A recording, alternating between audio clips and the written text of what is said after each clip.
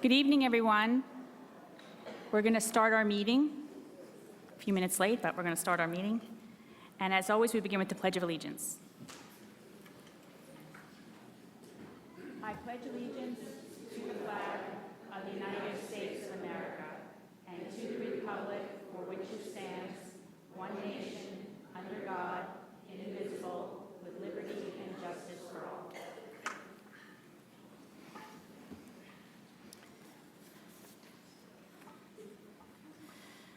Well, we got some really good news in closed session, and I just want to say that we're very excited that both sides at the negotiating table have reached a tentative agreement. We appreciate the hard work and dedication of both teams, and we really look forward to working together. This is a really happy moment for us, and we hope it is for all of you too.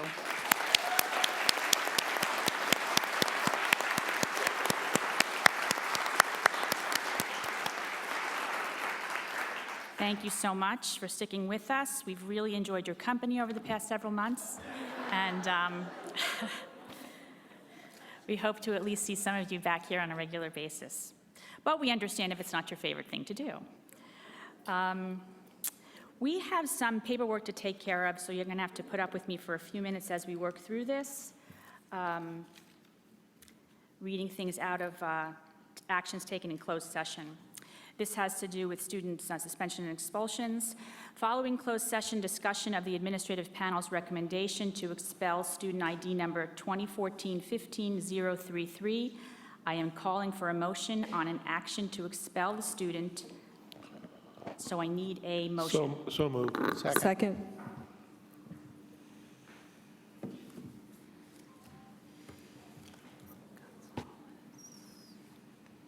Okay, so that was moved by Director Pugh, seconded by Director Gonzalez. Roll call vote, please. Director Pugh? Director Pugh? Aye. Director Gonzalez? Aye. Director Close? Aye. Director Carl? Aye. Director Hanel? Aye. Director Christoph? Aye. President Jay? Aye. The board has approved by a vote of 7-0 to adopt the administrative panel's recommendation to expel the student, again number 2014-15-033. The superintendent or designee is directed to take the appropriate action to implement this action. We have to do this one more time. So moved. So the student ID number is 2014-15-032. I have a motion from Director Gonzalez. Second. Seconded by Director Pugh. Roll call vote, please. Director Gonzalez? Aye. Director Pugh? Aye. Director Close? Aye. Director Carl? Aye. Director Hanel? Aye. Director Christoph? Aye. President Jay? Aye. The board has approved by a vote of 7-0 to adopt the administrative panel's recommendation to expel student 2014-15-032, or the superintendent or designee is directed to take the appropriate action to implement this action. Thank you.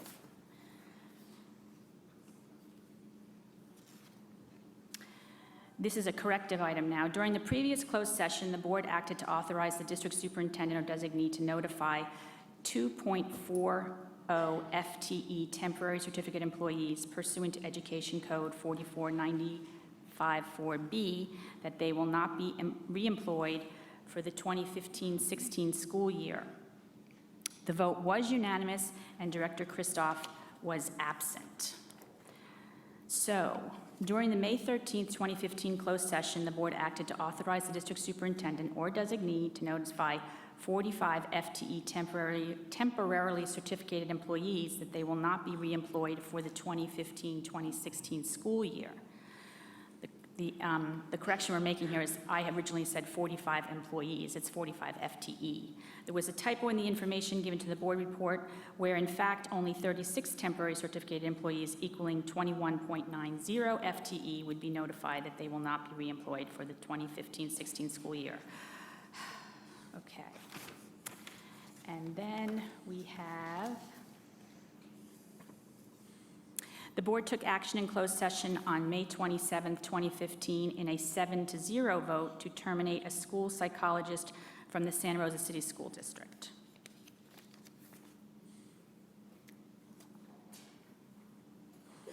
in closed session in the matter of the elimination of certain positions in the classified service and directing notification of classified employees, all ELL program resource and testing,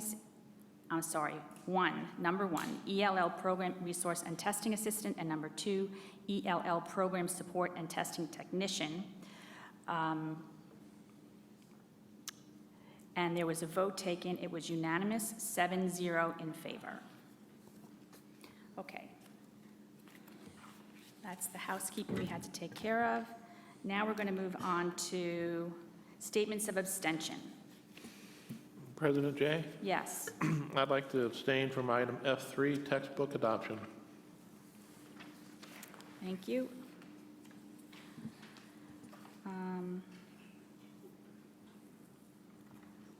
That's all we have to do, right? You're saying you're abstaining. Any adjustments to the agenda? I have one, E17 is being pulled. It has to do with a request for a field trip. Are there any others? Adjustments to the agenda? That was E17. Are there board member requests for information? Yes, Director President Close? Jay. At the last board meeting, we discussed our need. We all agree that we have a need to do some sort of board retreat and board training. There's, from what I understand, there's some difficulty scheduling it. It's always hard to schedule 8 adults to be in the same place at the same time for a whole day. So similar to what we did for strategic planning, I'd like there to be an action item on an agenda to do scheduling in public. Okay, can we add that to the agenda, our next meeting? Yes, I'll have dates from the potential facilitators if everyone could bring their calendars. Great idea. Thank you. Okay. Now we move on to approval of the minutes.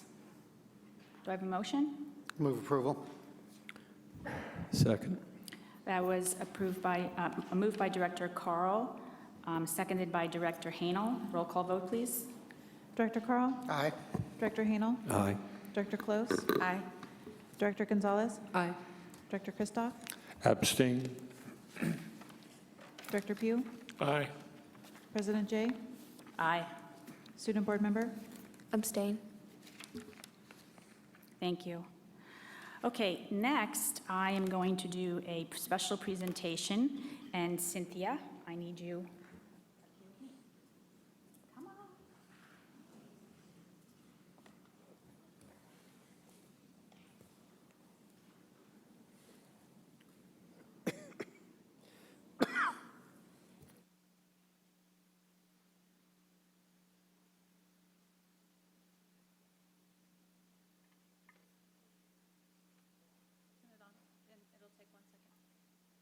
Cynthia? Okay. So this is Cynthia, our board member, who's been up here all year with us, and she's gone through a heck of a year with us, so I think she deserves a round of applause just for that.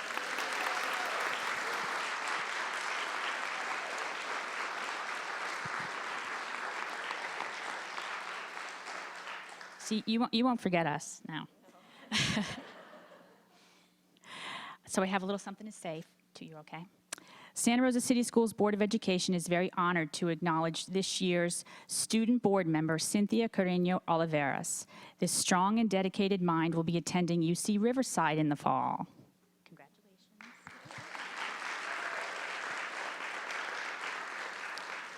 She is proudly the sole recipient of the Adrian Swanson Scholarship. This scholarship is given to student leaders, and she has clearly demonstrated her commitment to others throughout her years at Elsie Allen.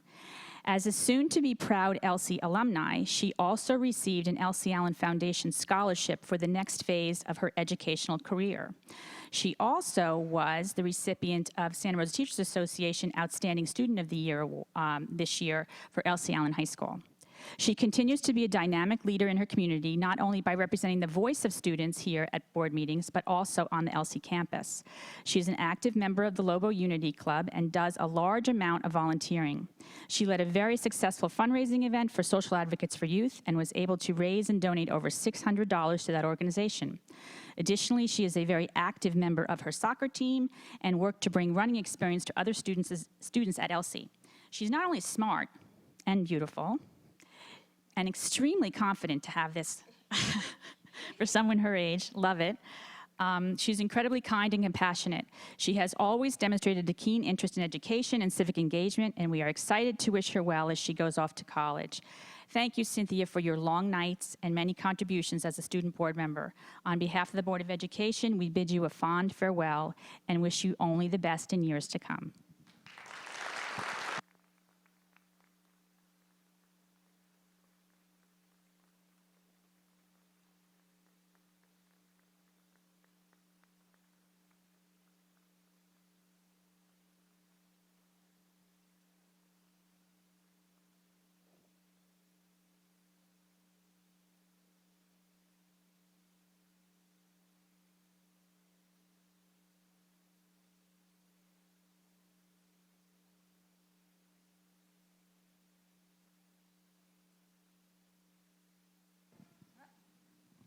Hello, there we go. Tonight, we want to honor some nominees for the Sonoma County Classified School Employee of the Year. And I'm going to call out some names. If you're here, if you would come down, that would be great. Ava Calderon from she's elementary school office manager at Brook Hill Elementary.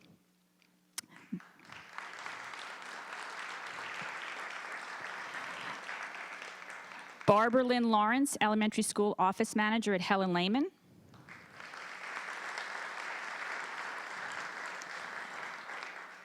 Louise Lash, special education assistant, deaf and hard and hearing at Hidden Valley Elementary School.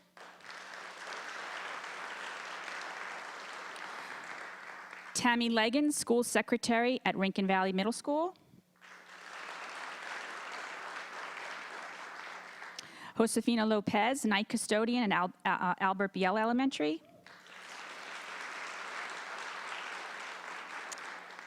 Aida Ortiz, school secretary at Santa Rosa Middle. Rafael Sanabria, head custodian at Elsie Allen. And Tina Youngblood, school secretary at Herbert Slater.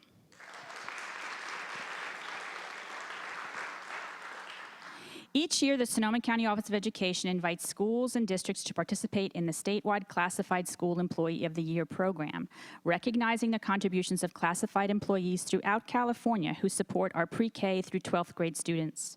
The Classified School Employee of the Year program is to pay tribute to the tireless efforts of our county's outstanding classified school employees.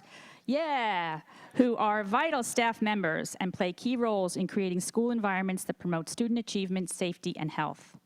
At Santa Rosa City Schools, we proudly employ more than 575 classified employees. This represents 40% of our total staff. Our classified staff are found in many careers, including technology, food service, instructional support staff, school office staffing, custodial staff, accounting, finance, and much more. This year, the Santa Rosa City Schools had 8 classified employees who were nominated by their school site principals for their exemplary work that contributes hugely to school operations and student success. They are not only dedicated and motivated workers, but also a source of inspiration to students and faculty who demonstrate a kind, positive attitude under pressure, making the needs of the students their #1 priority. The Santa Rosa City Schools Board of Education is very proud and thankful for the work that you do every day. We all know that our classified staff are usually the first face that people see when they hit the door.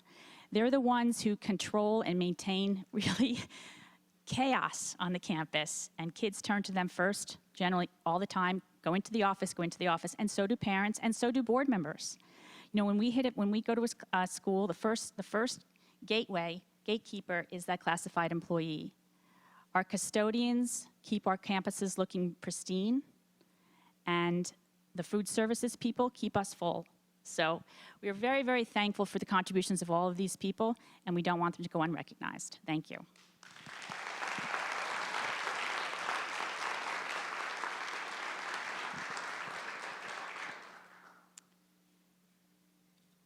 Now we have 2 certificated employees that we'd like to recognize. The first one is Robin Duranchek. Is Robin here?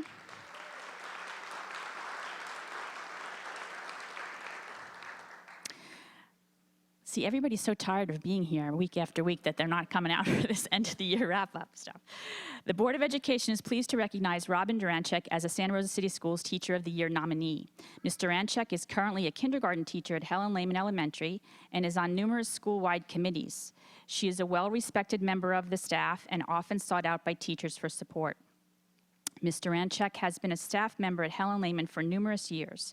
She is a highly dedicated, hardworking teacher who makes learning fun for her students. Her thorough approach to teaching students in her charge is extremely impressive. She has created a high academic learning environment for all of her students. She's hardworking and constantly strives to provide her students a quality education. Ms. Durancheck puts in a great deal of time and effort planning her lessons, making sure she is meeting the needs of all of her students. Her classroom is an effective learning environment where students are part of their educational process. Ms. Durancheck has attended several district-wide staff developments, including GLAD and the Bay Area Math Project. She brings these new learnings to the students in her classroom and also is a leader on her campus. Offering enrichment activities for families is also part of what Ms. Durancheck does. She has attended Family Math Night and organized activities for families and their children. Organized engaging activities for families and their children, and keeps them coming back for things like Math Night and Read Along and whatever else is going on at the campus at the time. The Santa Rosa City Schools District Board of Education was very proud to support Ms. Durancheck as a district nominee for Teacher of the Year this year.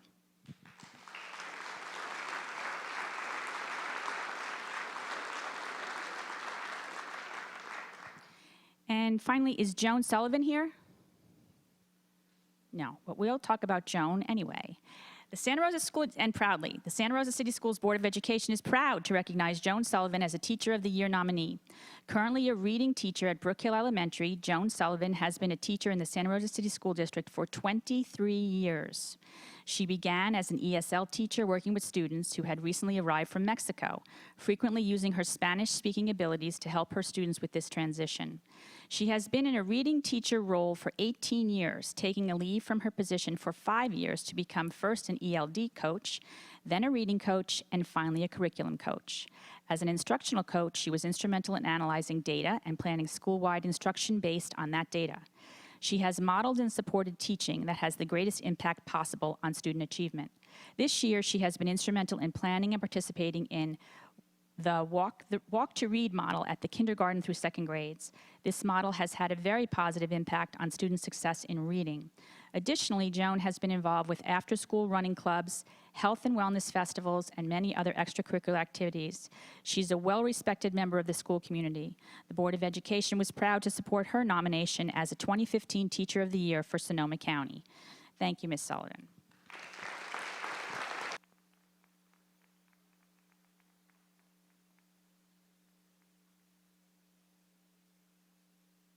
So now we're going to recognize our retiring employees. Do we have any retiring employees here? No? This is so disappointing. Okay. On behalf of Santa Rosa City Schools, I would like to welcome all of you here today as we honor our most laudable retirees. Wish they were here with us too, but that's okay. Today we pay tribute to 62 individuals who have contributed 1,231 combined years of experience, time, and passion to the Santa Rosa City Schools District. Their impact on the lives of students, colleagues, and the community will be felt for generations. While we wish them well in their next endeavors, we cannot help but feel saddened by the loss of their experience and dedication to our students and their presence on our campuses. It is with profound respect and sincerity that we as a district say thank you for making the lives of our students richer and fuller. Please join us on June 3rd between 3:30 and 4:30 in the district boardroom for cupcakes, cookies, and refreshments for our 2014-15 retiree celebration.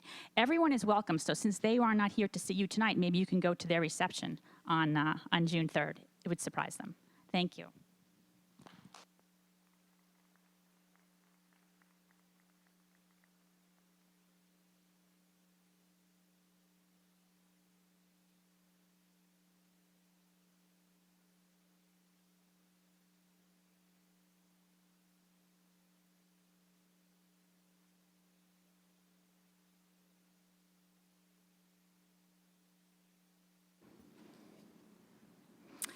Okay, now we're going to move on to public items not on the agenda. Public comments for items not on the agenda. Thank you. And until we get this written into our format here, I'm going to have to bore you again with this statement, so bear with me. I did this last time. Hopefully, the next meeting we had, this will be written into our agenda, and you don't have to do this. During the open session of the board meeting, we invite members of the public to comment on issues related to the school district that are not on the agenda. Sometimes these comments relate to individual employees of the district. Before we start, I need to advise everyone here about the conditions of the Brown Act, which potentially govern public comments about staff. Under the Brown Act, we are required to provide at least 24 hours' notice to any employee who is the subject of a complaint that is being brought to the board. With that notice, the employee has the right to decide whether the complaint is heard in open or closed session of the board. If the board hears the complaint and the individual has not received a proper notice, then the law indicates that any disciplinary or other action taken by the board against the employee based on the specific complaint or charge may be null and void. Therefore, while we recognize each person's free speech rights to talk at a board meeting, we are requesting that speakers do not express a complaint against an identifiable employee of the district without giving the board an opportunity to meet its legal obligations. If you do have a complaint, please see the superintendent, or if the complaint is about the superintendent, please see the board president. This notice will allow us to meet our legal obligations, and your complaint will be heard. It is also important to be aware that if a person decides to make critical comments about a staff member in public, the individual making such comments may be held responsible for the possible legal consequences of such comments when they constitute defamation and/or violation of individual rights to privacy. In light of all of the above, we encourage people, it doesn't sound like we do, but we really do, who have concerns about employees of the district to use the appropriate complaint process so that issues can be legally and constructively addressed. Thank you for your patience. Okay, so now we're moving on to the public comments of items not on the agenda, and I have several cards. The first one is June Whitesides, followed by Kathy Vianello.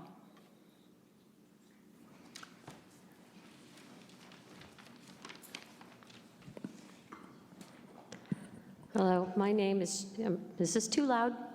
No. Okay.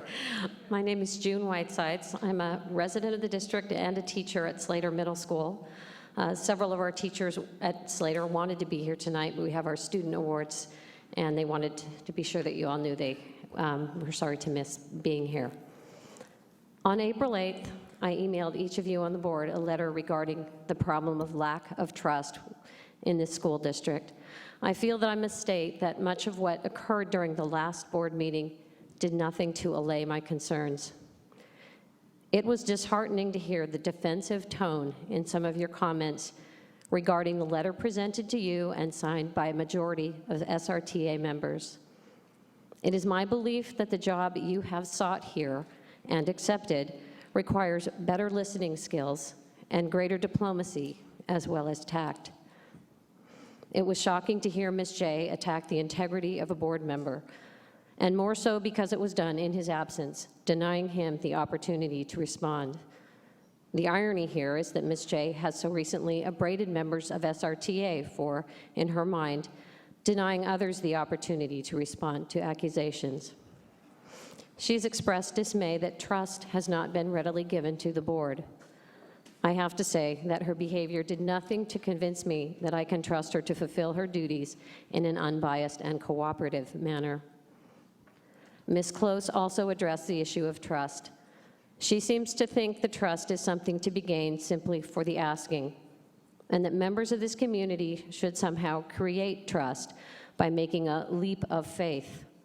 Such leaps are not made without having faith or trust first. Finally, it was absolutely appalling to witness Mr. Carl's behavior at the end of the last board meeting and immediately following.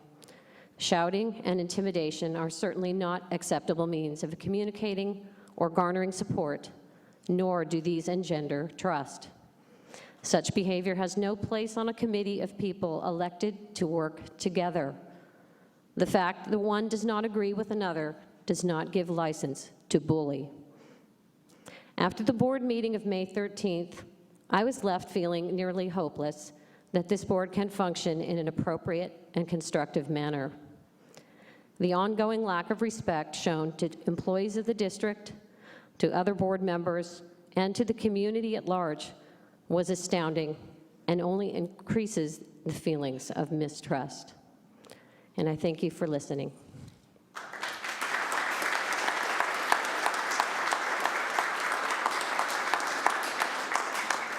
So we have Kathy Vianiello and Cynthia Spigarelli. And I'm going to speak quickly. I hope you can understand. I felt compelled to speak to you after viewing the board meeting where classroom circles and training were discussed. I have been holding classroom circles for the last 5 years at Ridgeway. I have had 2 intensive weekend trainings in council and schools at the Ojai Foundation, and have participated in more than 20 circle/council trainings with Amos Clifford when he was at Restorative Resources and in school settings. It is great that SRCS is offering this to our students. LA Unified has over 12,000 students in more than 60 traditional and public charter schools participating in weekly circles in the classroom. They have a district office that is dedicated to overseeing these programs. Classroom circles is a community building practice of authentic expression and empathic, non-judgmental listening and receptivity. It is about creating human connection. The guidelines support mainstream school curricula, creative arts, instructional strategies, support services, and school communities. We had a one-day school-wide training 2 years ago at Ridgeway. As expected, we had a very small number of staff members who were uncomfortable with the training as they didn't wish to share personal information. I have been in other district trainings and retreats years ago where these same feelings came up. What we learned about circles was that the practice of listening is as important as speaking. When the talking piece is passed, it is the choice of the recipient to speak or pass it on. One year, I had a couple students who came to circle week after week, and when the talking piece came to them, they chose to pass. They checked in with me and asked if I thought they should keep coming, even though they didn't want to speak. And I told them as long as they felt they were getting something out of it, to keep coming. I also told them that their participation by being present and listening to the stories shared by others was valuable to the group. They stayed, and after a few months, even began sharing. The communication skills that kids learn and practice in Circle are invaluable. We discuss and practice awareness of the Circle guidelines, which are: speak from the heart, your truth, your experiences, your perspective. Listen from the heart, let go of stories that make it hard to hear each other. Trust that you will know what to say, no need to rehearse. Imagine what our world would be like if we all learned and practiced these skills from the time when we were young. This process of Circles is all about human connection and feeling a part of the community. I have never felt there was anything religious or spiritual about this in any way. We do have a center, and I've heard Amos explain that we are all equally a part of the Circle, and to imagine the center as a big pot that we are all contributing to, like in the story Stone Soup, where everyone in the village contributes. Here we are contributing to the richness of our shared experiences and stories. From the beginning, I was passionate about classroom circles because I saw how they changed kids' sense of themselves in relationship to their community. I had unrealistic hopes that every classroom would be doing this. After the training at Ridgeway, I had a few staff members who were excited and felt ready to learn more and participate in this. We now have more classroom circles on campus, and each year there is more interest. We have additional circles starting next year. I realize now that this is not for every teacher, but it is growing, and the benefits to the kids and adults are inspiring. And then the last thing I wanted to say was there is a great 8-minute short video from the Ojai Foundation that gives a real sense of what council means to the students and adults who participate, and it can be found at councilandschools.org. Thank you.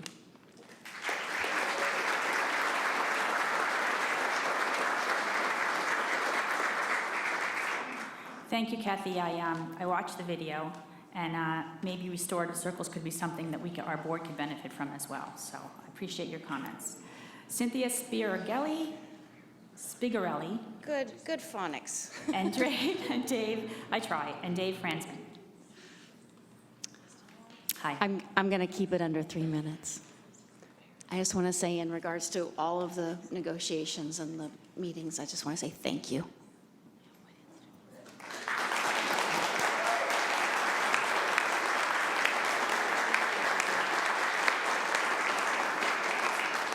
Dave Fransman, and then John Cortopassi. We on? We're on. We're on. Hi. Hi. Good evening, President Jay, board, everybody here. I think that we should all congratulate ourselves this evening Hopefully, we're getting ourselves past what has been an extremely long nightmare over this year. I've had the fortune of having one of the most beautiful teaching years in my short career. My students were wonderful. Unfortunately, though, this was the most difficult year I've taught here. I feel like I've been playing whack-a-mole all year long, and on the mole. I was very distressed here, folks, over this year. I feel like a lot of this was needless. There was a lot of animosity toward each other. There were a lot of things said toward each other that probably didn't need to be said. I'd like to think that this is a room full of educated adults and that we should be able to do things in a way that is civilized. I certainly know that out of frustration, I said things that I probably shouldn't have said that were disrespectful. I think others have done the same thing. And I would like to see a time of healing in this district. I would like to see us coming together, President Jay, as you've asked for. However, after the last board meeting, I was dismayed to publicly call out one of your fellow board members in such a public and humiliating way. Ron Christoph is one of the most honorable men I know, dedicated to teaching when he was teaching, and now dedicated to public service. He put up with a public pillory job unlike any that I've ever seen in my many, many years. It was unfair, it was uncalled for, and he is a champion for many of us. And it is difficult to call for us to come together when you call out somebody like him in such a public way. I believe that this district needs to come together, but that coming together has to start at the top. You can't expect the rest of us to come together until you get your own house in order. And whatever that takes, for the good of the students, for the good of the employees, please get your own house together and stop calling out people in such a public way. Santa Rosa City Schools should be a leader in a positive sense, not a leader who shows up in the Press Democrat as dysfunctional. Thank you very much.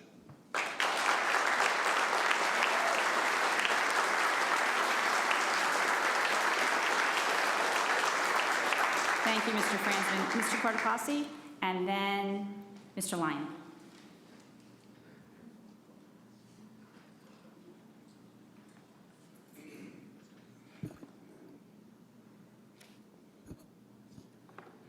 Is it on? Hello.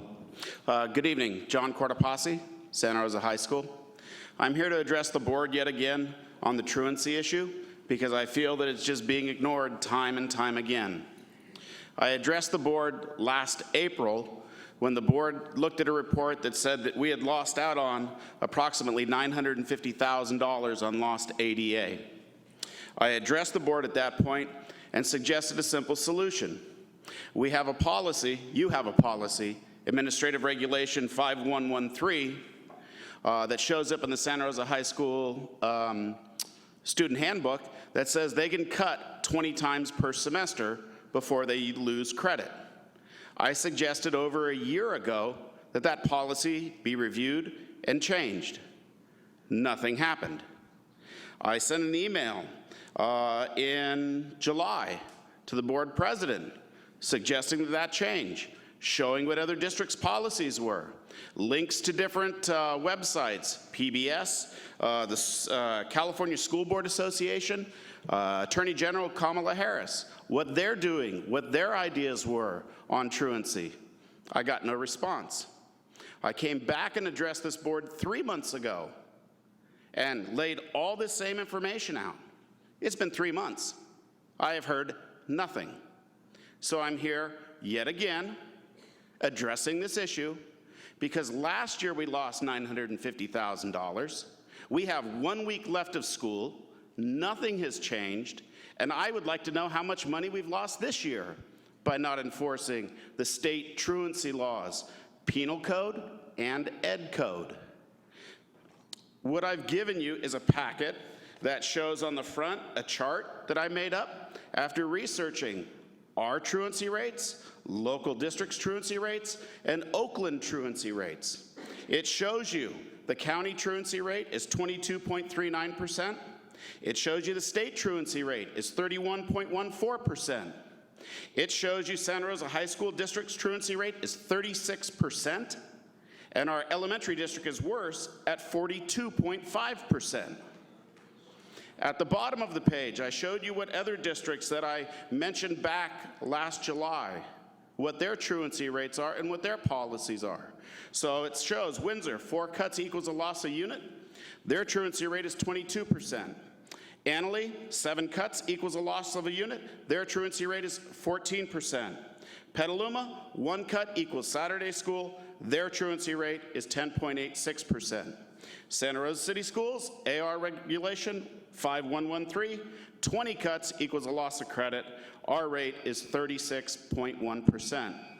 What I would like to finish with is just a reminder. There have been no T3 letters sent out by the district this year as of the beginning of the 4th quarter.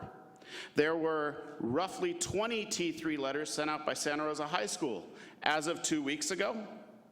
We talk about being about the kids. It's all about the students. We can't make it about the students if we don't make them come to school.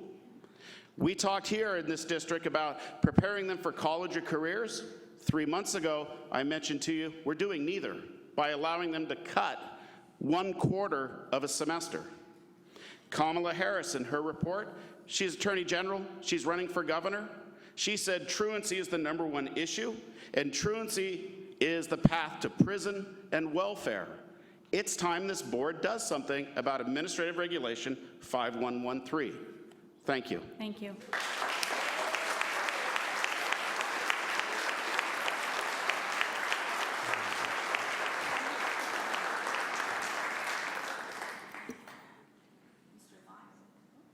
Mr. Lyon, and then Ms. Dupre.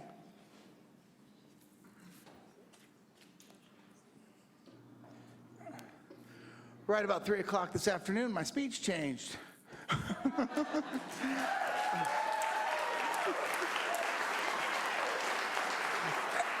And I'm grateful for that. Man, it's been a hell of a year, hasn't it? I don't think anybody's happy with the way it's gone. I don't know one person that's happy with the way it's gone.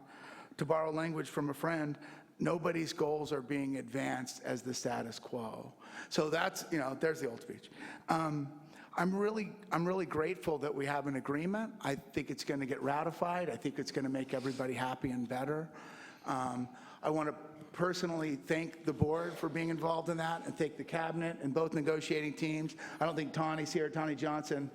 I owe her a Starbucks for sure for all the hours, and the executive board, all the SRTA members that have been out this year in force. Thank you all for helping make this happen.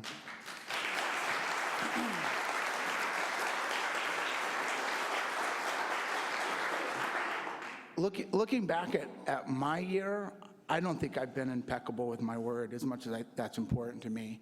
I don't think everything that I've said and done has advanced the goals of the union. And I apologize for that if I've hurt anybody's feelings.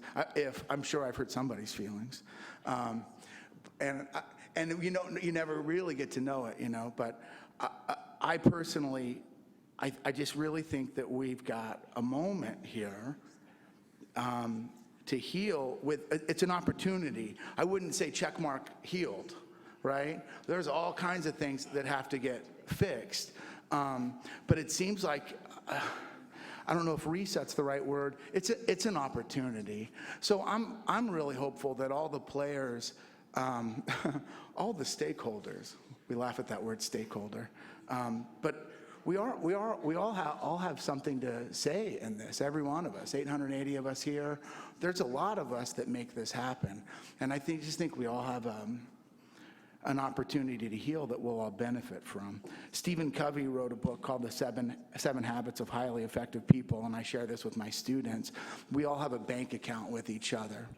I have one with you and you have one with me, and that's with all of us. So it goes both ways all around. So with guys like us that are in this room that have so many connections with so many important people that are making so many important decisions, that's a lot of bank accounts.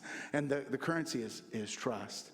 And when we do the right thing, and when we're honest, and when we're helpful, and when we're polite, those are deposits. And when we do all the other stuff, which I won't go into, I don't think I need to, those are all withdrawals. And some of our bank accounts are overdrawn right now, unfortunately, which means the bank account's closed.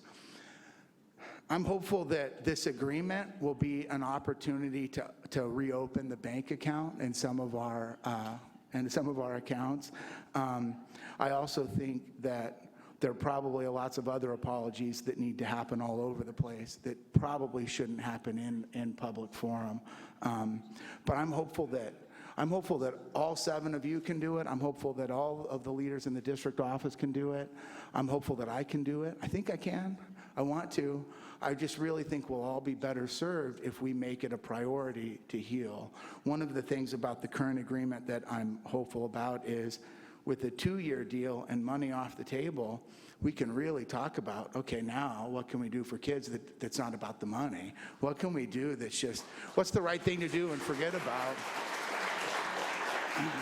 Because in some ways, you know, it isn't, I mean, it is about the money, I gotta pay my bills, but I live here, and I think, unless you have plans I don't know about, I'm gonna be teaching at Santa Rosa High School until they name a building after me, maybe, or until I'm too old to walk up those stairs. I don't know, but I don't see me going anywhere. And my kids here, and my friends are here, and every one of my students are part of this community, and every single one of us benefits if we can try to solve it.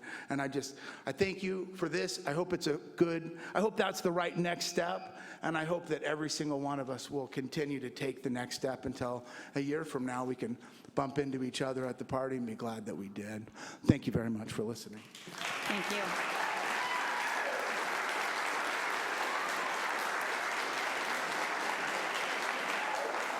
And last up is Marcia Dupre. Thank you very much. I have on my name tag because when people get to be around my age, sometimes they have a problem remembering, you know, a person's name, but they'll know that they know me.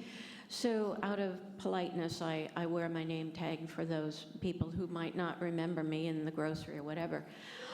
Some people have said, you know, but Marcia, that may really not be a good idea because you might get thrown under the bus, but because they may remember times when I've disagreed with them or whatever.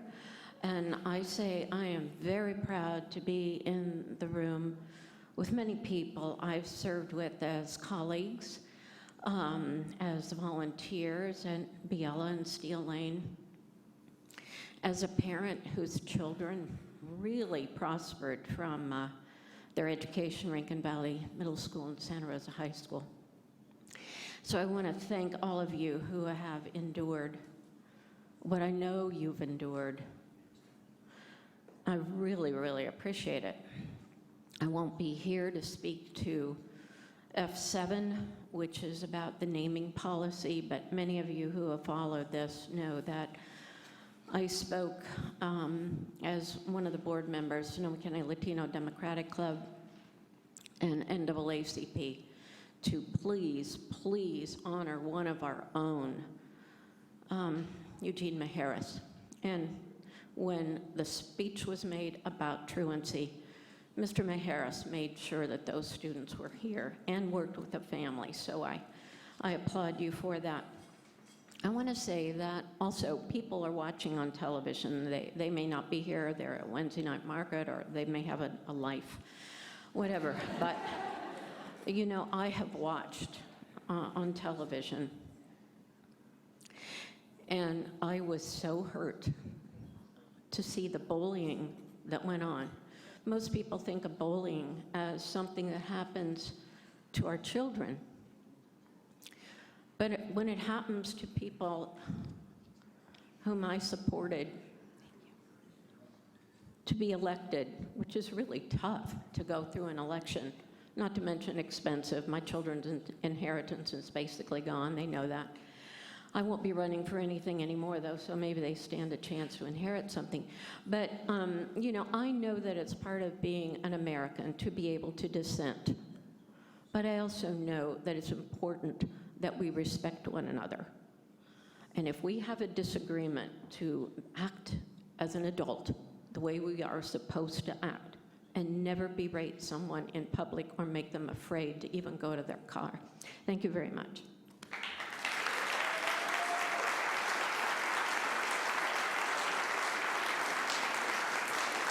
The last speaker card I have is Maura Donahue.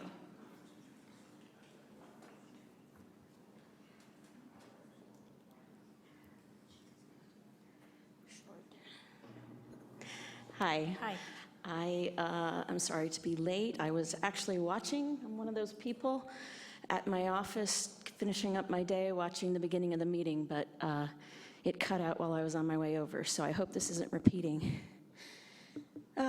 But I wanted to talk to you just a little bit about the meeting last time, and I do watch them when I'm not able to make it usually.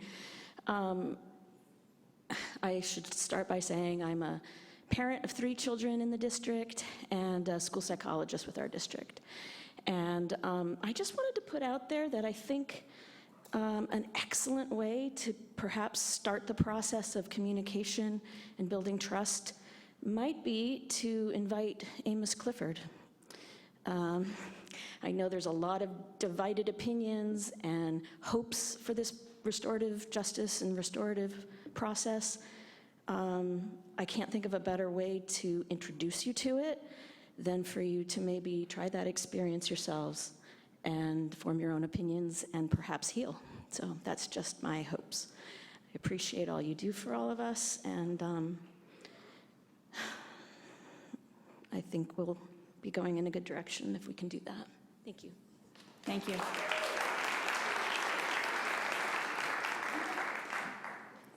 Okay, now we're going to move on to employee association reports.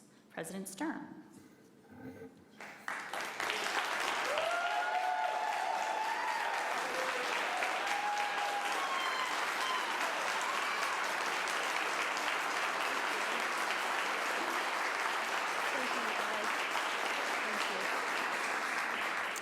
Well, I guess the secret's out. I guess you know we've reached a tentative agreement on salary and benefits today. SRTA would like to thank the district administration and the school boards for the efforts that you guys have put forth to help us reach this tentative agreement today. I'd also like to thank SRTA's negotiations committee. We have Dan Swedenborg, Dan Evans, Karen Koster, Ginger Matich, Danita Haynes, and our chief negotiator, Tawny Johnson, put in countless number of hours to help us reach this agreement today. And of course, SRTA membership who showed up to the last 8 school board meetings to help support our negotiations team. Thank you all so much. We certainly wouldn't be here without you. Thank you so much. Together we have taken a step towards restoring medical care benefits that will definitely attract and retain both educators and administrators. We know we have a ways to go, but this is definitely a good start towards getting those benefits restored. We know that this has been a challenging year for all of the interested parties, for the school board, for the district administration, and for SRTA. Moving forward, we are looking towards building a relationship that will be open, cooperative, and collaborative. There are still a few unresolved issues that we're going to be discussing tomorrow at the table. We are not opposed, SRTA is not opposed to change or to new programs. However, we just want to give you a little reminder that it is the district's obligation to both inform us before it takes action or advertises new positions, that it provide SRTA with an opportunity to bargain the impact on its members. We want to be proactive, not reactive. We are ready to work collaboratively with the district and the school board to address the needs of both the SRTA membership and of our students, of course. Thank you.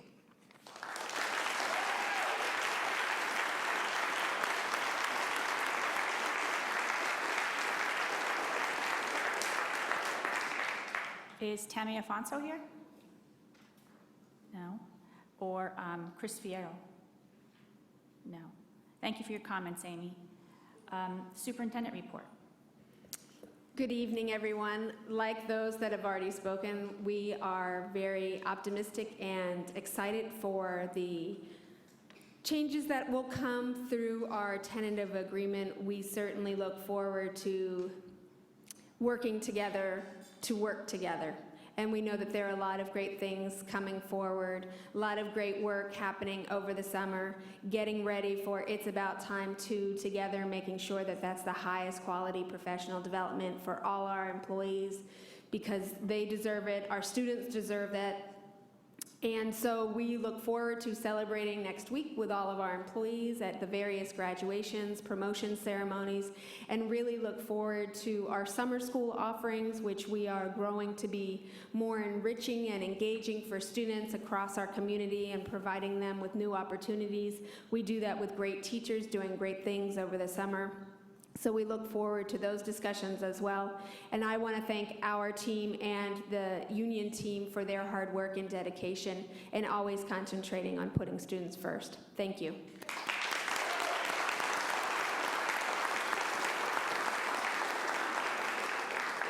I want to say that we are extremely happy that we have reached a tentative agreement. Closed session was a happy place to be tonight, and that doesn't always happen. So, and I'd also like to thank a lot of the speakers tonight for their constructive, thoughtful suggestions. And I think that we have a long way to go in that area, and we will keep your comments and suggestions in mind. We appreciate that. As you all know, business goes on, so I've been around town a little bit. I went to the Santa Rosa Teachers Association Outstanding Student Award evening, and that was really nice because each school nominated a student and the student was represented by their teacher, and that was a very nice evening. More recently, I was at the opening ceremony of the Special Olympics at Montgomery High School, and that was fantastic. The program has really grown, reached out to more school districts in the area, and the kids were really, really having fun. Also went to the North Coast Builders Exchange celebration dinner, and this is where they invite kids who've done projects with their hands. It's career technical education, and they display their projects, and then there's a dinner. And at the dinner, Mr. Greenwood from Montgomery High School was honored there for all his work over the years, and we congratulated him on his retirement. And then finally, I was at Helen Lehman recently for a college tea project launch, t-shirt project launch, but I know Director Close will probably want to discuss that. But there's been a lot of really good stuff going on while we've been here, while you all have been here with us for the past couple of months. So I'm happy that business is going back to normal. So with that, I will turn it over to board member reports. And I want to start with Jen. Thank you. Even though it's been said a lot tonight, I can't help but say I'm really grateful and excited that we have a contract. Hopefully it also will give us an opportunity to learn how to work together better. So I am hopeful and optimistic that that's the case. Let's see, today I spent a couple hours at Elsie Allen listening to and judging ag mechanic projects, and that was really very fun, and the kids were great, and got to see the work of great ag teacher Grant Ermis, and also sitting on the panel with me was biology teacher Kelly Makura, and it was just really lovely to see them in action. I went to 10,000 Degrees program about who gets to go to college. That was very informative.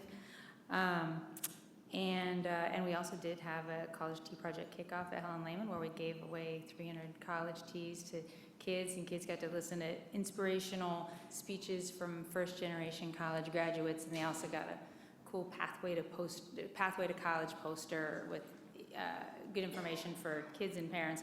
And I really want to thank the Helen Lehman staff, teachers, staff, principal for being so enthusiastic and supportive about that, and because it was a great event and was pulled off largely because of their efforts.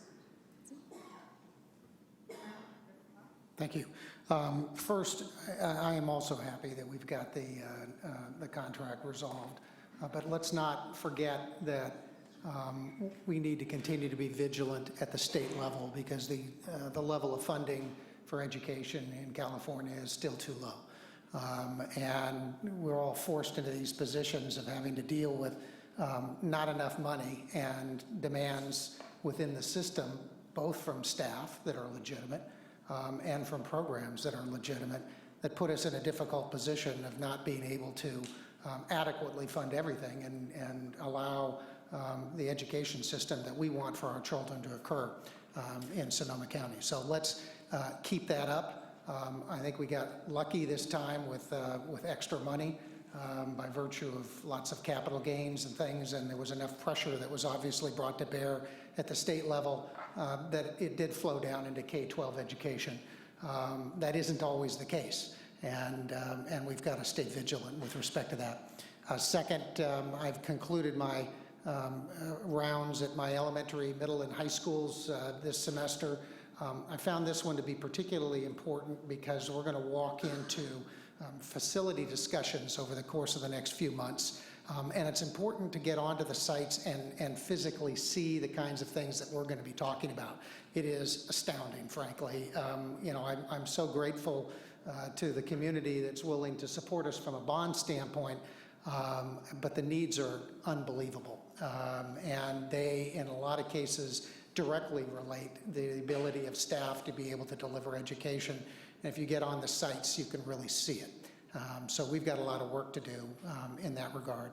And then lastly, I appreciate the tone and note of a number of the speakers. I think it's very welcome, and I, for one, will also work very hard to meet that, meet the standards that all of us hold each other to. And I think that if we continue to work on making sure that students are first, we will accomplish that. So I'm looking forward to that.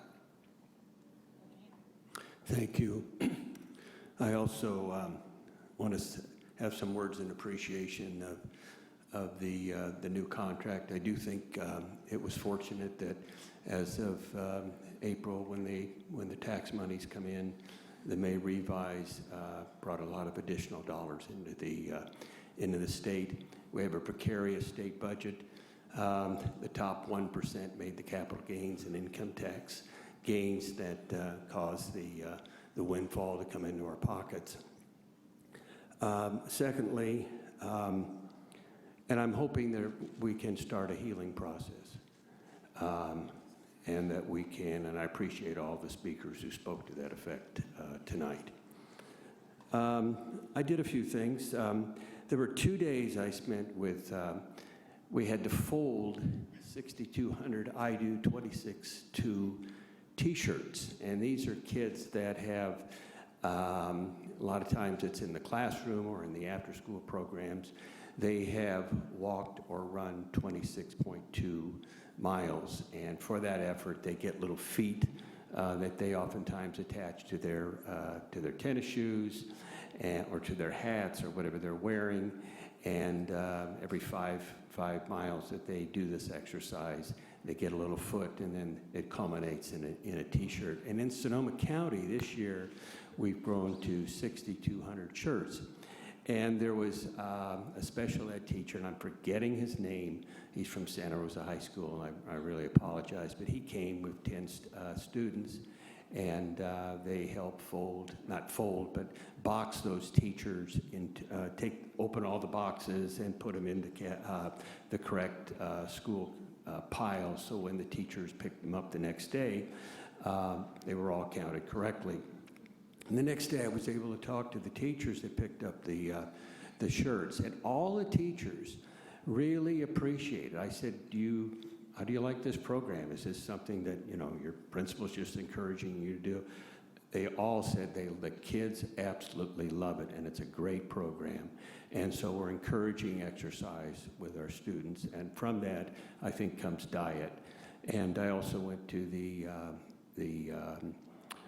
human race, where the I Do 26, there were some kids there holding a banner, and they walked with the I Do 26.2 shirts, and the LC Allen drum people were there, and it was a wonderful event. Secondly, I also went to the Special Olympics at Montgomery High School, and the first time I've seen that, I think last year was the first year, and it was so amazing to see. I saw the 440 them run, and just to see the energy, and a lot of the coaches ran with them or their supporters, and when those kids finished the race, and some of them, it took a long time to get around the track, but they each felt that energy and joy, that exhilaration that comes with a personal accomplishment. And that's what the Special Olympics did for those kids. So a hearty thank you to all those that contributed to that. I think there were 8 schools who participated at Montgomery High School. And then thirdly, I visited the Cesar Chavez Language Academy. And it was the day that they had open house. So I spent some time talking to Francisco Gonzalez, the new principal over there. They now have a pre-K, kindergarten, and first grade classes. And what I got to do is, the bell rang, it was an early dismissal because it was open house. And I got a chance to go to each of the teachers and talk to them for about 15 minutes. And I asked them, and they're all new teachers, and they're all learning this as they do. They're bilingual. It's a bilingual instruction program. And Francisco, who has I didn't know, a master's degree in bilingual education, goes in frequently and helps them and encourages them and shows them techniques. And they all, you could just tell by the way they were interacting with the students and the parents, that they just truly were engaged in what they're doing. I think it's a great school, and it's growing, and it is on its way to becoming a very successful dual immersion program. So thank you for everyone who contributed to that. Director Gonzalez? You can still clap. I didn't mean to cut off the clapping. Let's see. Just want to thank everybody for the supportive emails and comments this evening. It's very much appreciated. And I am also very glad that we have finally reached a tentative agreement and we can move forward. And next week, I'm looking forward to Santa Rosa High School graduation because it's the first time I've been there. Thank you. Director Christoph? Yes, I would like to start by congratulating all of our retirees, and I want to thank the teachers and staff and classified for hanging in here this year. It's been a real roller coaster. It's been a tough year. But I would also ask you, as Director Carl did, to keep your eyes on the prize. We have a long ways to go in terms of catching up to the national average as far as funding our schools. So we can take a deep breath now, but we have buildings to fix, more people to hire, salaries that are fair to give to people. So this is a stopping point or resting point, but there's a bigger picture out there, and I would encourage you to keep speaking out and doing what's necessary to put education back at the top of the priority list for our state. The one visitation I did last week that I'll mention is charter school, the French American Charter School, and I had a nice talk about the need for second language or third language in the world we live in today, the world as it's evolving. And I'm hopeful, as I've said in the past, that maybe we can start our language programs earlier on. And I'm talking about probably pre-K in some cases and all the way through. So by the time they get to high school, what Pascal would say is the C2 level in Europe, which means you're essentially fluent, will be a norm in our district. But I'm looking forward to working with him and others in that regard. Thank you.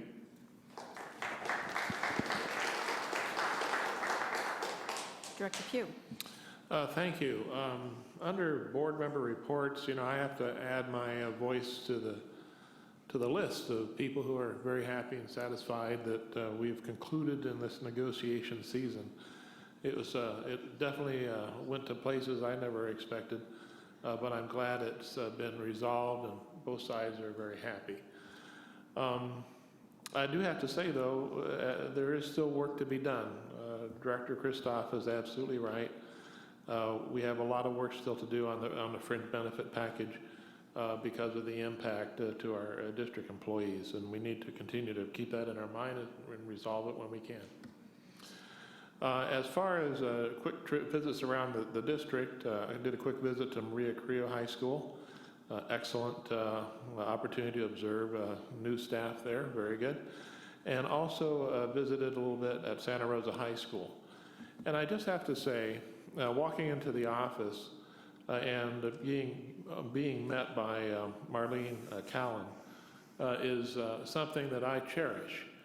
Because she will let you know what she thinks is what she believes to be true, no matter who you are, or when you show up, or whatever.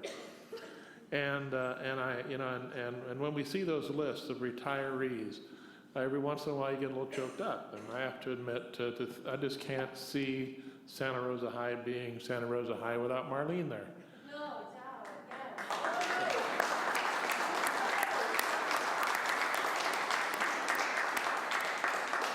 And I have to say, I've known her just as many years I think I've been on this board, and I've always enjoyed her commentary and her, and a slap to the face from time to time, and I appreciate that. So she'll be greatly missed. Santa Rosa High without Marlene, that's going to be a whole different deal. And that concludes my comments. Thank you.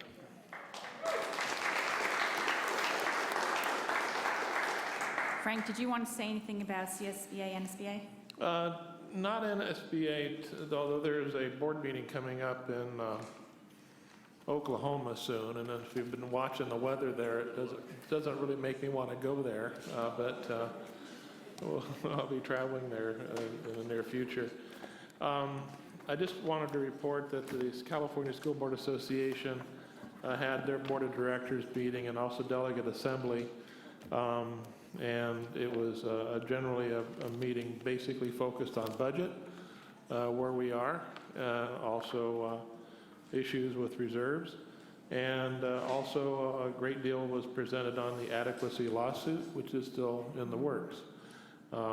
And so there's been an adequacy lawsuit task force put together, which I sit on, and we continue to move that ball forward. Thank you. Thank you. Okay, so now we move on to consent items, and Move approval of items E2 through 16 and 18 through 20. Second. so that's moved by Director Carl, seconded by Director Hanel. Roll call vote, please. Director Carl? Aye. Director Hanel? Aye. Director Close? Aye. Director Gonzalez? Aye. Director Christoph? Aye. Director Pugh? Aye. President Jay? Aye. Student Board Member? Aye. Thank you. Now we move on to the F items, and we'll start with F1, Local Control Accountability Plan. Dr. Guzman and I are pleased to present to you tonight is the first review of the LCAP. As you remember, at the last meeting, I went through extensively the LCAP stakeholder priorities, as well as then looking at the changes, the proposed changes to the LCAP. So what you have before you are the actual LCAPs for both elementary and secondary, as well as an annual report. And so what we'd like to do at this point is, because we have gone over it so extensively, is to field any questions you might have. In addition, what we have developed is I think Lori might have passed it out, a local control accountability community guide. And so what we wanted to develop was something that was fairly digestible in terms of what the LCAP is and some of the priorities and things that we're doing, as well as actually putting in the goals and actions that we had for last year, what we're proposing for this year, and the proposed expenditure for 2015-16 for each of our two goals that we have. So again, just a much more digestible way to look at the LCAP. Along with that, you'll see that we've included on the guide are the metrics, so how we're going to measure. What I'd like to note is in the metrics, you will see that there are things that are pending, and so we're waiting to the end of the school year so we can get more measurements on those.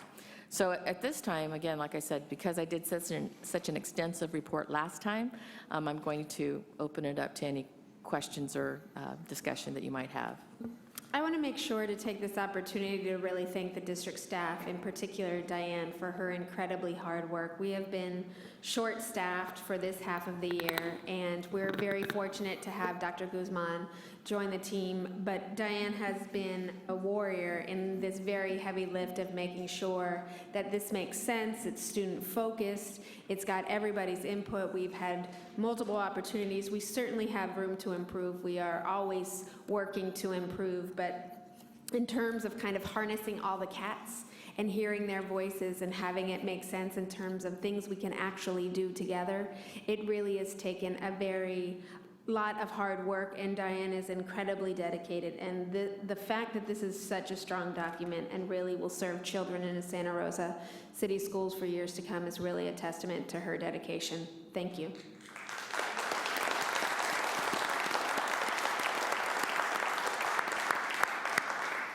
Director Pugh.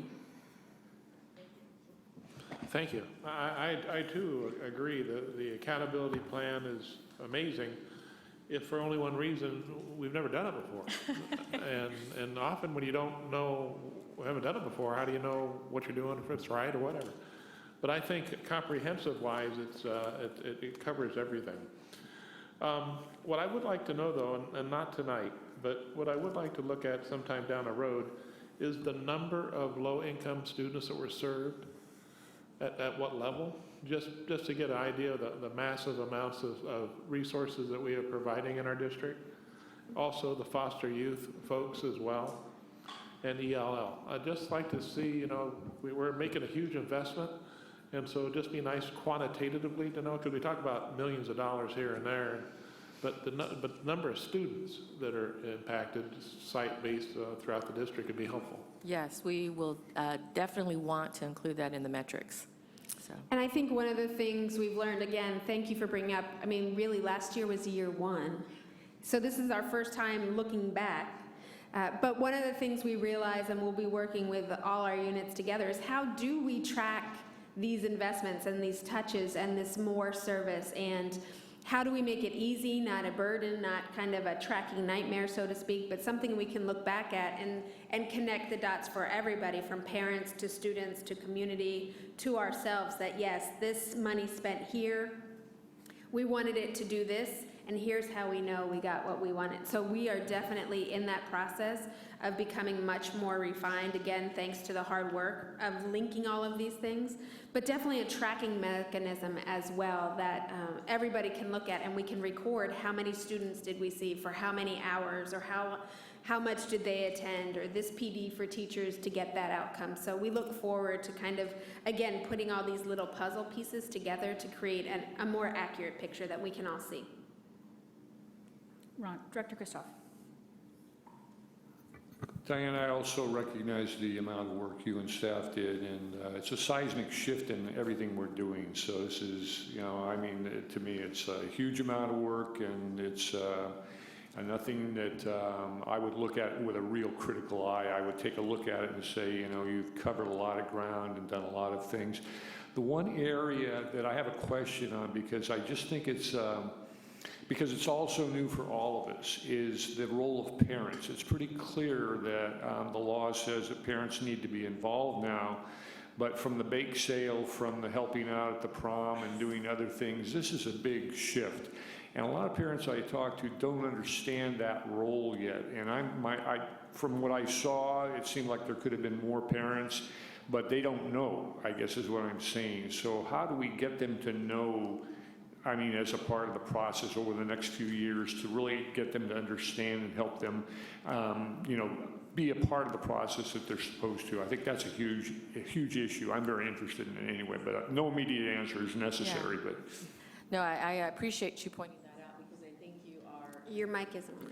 I appreciate you pointing that out, because I think you're exactly correct. I think that we have to do a better job, and you'll actually see it embedded in the actions of the LCAP. about empowering our parents. And the first step to empowerment is communication. So once again, that big communication word, we have to do a better job. And what we learned through this process, this entire process, is that we have to go out. We cannot expect it to come in. So it has to go out. And we have to actually engage, involve, basically like go after them. So that is going to be one of our major actions. And along with the empowerment, I think I don't want to not explicitly say things about leadership, parent training. All of those things I think are hugely critical, because this is what we've heard from parents is, I didn't realize, I didn't know, how is this being communicated? So our parents, our DAC, our District Advisory Committee, gave us some fantastic, very simple, low-cost ideas in terms of putting something into report cards every time we mail them out about the LCAP, something very short and simple. Back to school night, parent conferences, things that we already do that we can embed better communication into. Those are some of the great things that we're hearing from our stakeholders. I know I hate that word too, but it is the one that we use, so thank you. And I would be remiss, I appreciate and thank you for the acknowledgement, but as I told Rick Edson, we're batting 1,000 this year in terms of the way we've done the LCAP, and that is, it felt very isolated last year, myself maybe, but this year there's lots of people helping, and so I feel like we're batting 1,000, so I want to thank the team. So, Director Carl. Thanks. I too appreciate all the work. Obviously, we've gotten a lot of updates over the course of the last few months. I do want to draw attention to one area that I would like to see some focus on, and it lists under the Goal 2 metrics for the high school district, and this relates to average daily attendance. I think we have some pretty compelling information that indicates that we need to focus on truancy to reduce that. At 34.2%, that's too high. And I think we've got good information that indicates that it's too high in comparison to other districts in our county. And understanding how that can be dealt with, I think, is something we need to focus on. We spent a lot of time over the course of the last several years trying to make sure that we did everything we could do to get kids to graduate. And one of the things that we spent a lot of time on was the CASI, and the fact that that could be a barrier to getting to graduating. And we made sure that we put together a support system that would allow anybody who otherwise met grad requirements to make sure that they had numerous efforts and attempts to be able to pass CASI, and had the kind of support that was necessary to try to make that work as well. I think there's such a direct relationship between truancy and grad rates that we ought to put the same kind of effort. And I'll be interested in what kinds of things are brought back here in the next few months as we focus on that. Just to address that, we have been discussing and addressing the issues of truancy, perhaps not from the policy perspective and the punitive perspective of credit that we can look at, but the issue of counseling and mental health support and how we get, so the elementary counselors, all of that connection with family and the intervention and prevention on that side, because actually a lot of the work that Kamala Harris is doing is about elementary truancy, right? And that we address through families and strengthening families, because there's so many things that get in the way. We know, of course, it's not an elementary student, well, it can be sometimes, but it's generally not an elementary student. So we do look forward to these increased services for students really making an effect on that. And we do think that through our discussions with SRTA in the future, one of the ways we would recap truancy dollars is through Saturday school in the future. So that also, again, it was on the information about Petaluma. So as we build that together and make sure that everyone's satisfied, I think that too will help address some of those truancy issues and engaging students and families in that way. And then certainly we can revisit the punitive side when it happens, because that actually is addressing it after it's happened, and we'd like to really be able to make a difference on the other side, that upstream investment. But we know we have to deal with both, so we will continue to address it and refine it. And we, again, the family engagement facilitators are definitely part of that team of service to families to reach out and get to know them and bring them back in, because at our critical cases, there's a lot of crisis in the family, and it's not a simple decision not to come to school. There are all these other things, and connecting them to the resources they need to make sure that when they come to school, they're able to cognitively engage really is all of our goal. Director Hanel. Oh, as a follow-up, I know at the last board meeting, Diane, I asked some questions about absentee rates, and I know it's coming forward. I do think this needs, and I really appreciate John Cortopassi bringing these policies forward. I would like to see the truancy rate issue get onto an agenda, so I'm requesting that as an agenda item. I think it would be very interesting, for example, maybe to have a flexible one high school try one thing, one high school try another, see the results. I really do applaud the effort of the family facilitator, people who, engagement facilitators who are going out and working at it at a grade school level. There might be different solutions for different schools and different grade levels. It'll be a rich discussion that I look forward to. Secondly, I had some questions. One was, I see we got the School Climate Transformation Grant, and that will be implementing Best Plus. And I noticed it's in the secondary.